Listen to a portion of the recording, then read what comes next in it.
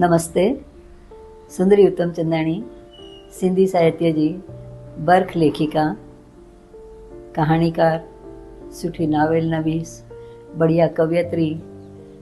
कुछ वक्त पहिरियों केंद्रीय हिंदी निदेशालय भारतीय कवियत्रियां नाले सां हिकिड़ो संकलन कढियो हुयो, जंहिंमें सुंदरी उत्तमचंदाणीअ जी कविता गुल गुलाबी सिंधियत जो मूंखे तर्जुमो करण जो मौक़ो मिलियो।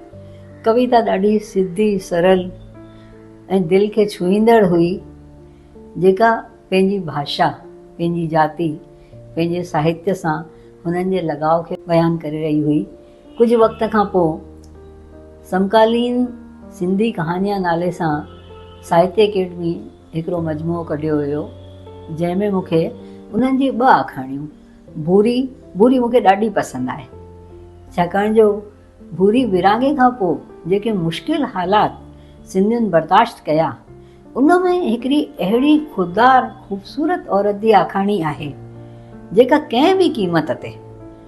कोई बि समझौतो नथी करे, पंहिंजी महिनत सां, पंहिंजी समझदारीअ सां, पंहिंजी ख़ुददारीअ सां घणनि जॻहियुनि ते पापड़ विकिणे करे हो पंहिंजो घर परिवार हलाए थी, पर हुन में जेका आत्मसंतोष जी, ख़ुददारीअ जी चमक आहे, उहा सिंधी औरत खे हिकु आला मक़ाम बख़्शे थी। हुननि जी हिकिड़ी ॿी आखाणी हुई मन जी ॻंढ। मन जी ॻंढ मूंखे इन करे वणंदी आहे कि मन जी ॻंढ में कुझु कोन्हे, सिंधी औरतुनि जी रोज़मर्रा ज़िंदगीअ जो बयानु आहे, ऐं उन में हिकिड़ी साधारण सी ॻाल्हि आहे, पर साधारण सी ॻाल्हि कीअं हिकु औरत जी ज़िंदगीअ खे तितर बितर करे थी, ज़हनी तौर ते हुनजो तवाज़ुन जीअं ख़राब थी करे हिलाए थी विझे, उनखे सुंदरी उत्तमचंदाणीअ जंहिं तरीक़े सां बयानु कयो, ऐं ख़ासि तौर सां उनजी जेका भाषा हुई, नंढा नंढा सेंटेंस हुया, आसपास जो जेको माहौल हुयो, उन में कुझु बि वधीक न हूंदे बि एतिरो कुझु हुयो जेको सालनि बैदि बि मूंखे सोचण ते मजबूर कंदो आहे कि छा औरत जी ज़िंदगीअ में इहे मामूली घटनाऊं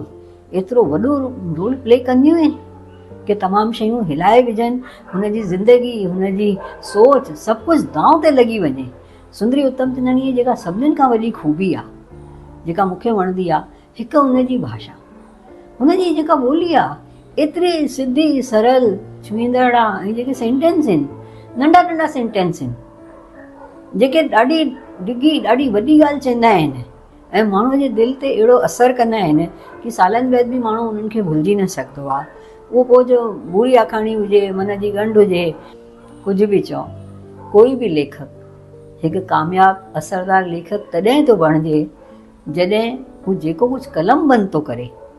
उहो पढ़ण वारे जे दिलि दिमाग़ में अगरि पंहिंजी यादि लंबे समय तक ताज़ा करे थो, त हिकु लेखक उते तमामु सफल मञियो थो वञे। ऐं मां सुंदरी उत्तमचंदाणीअ खे इन ॾिस में हिकु कामयाबु लेखिका तस्लीम कंदी आहियां। नमस्ते।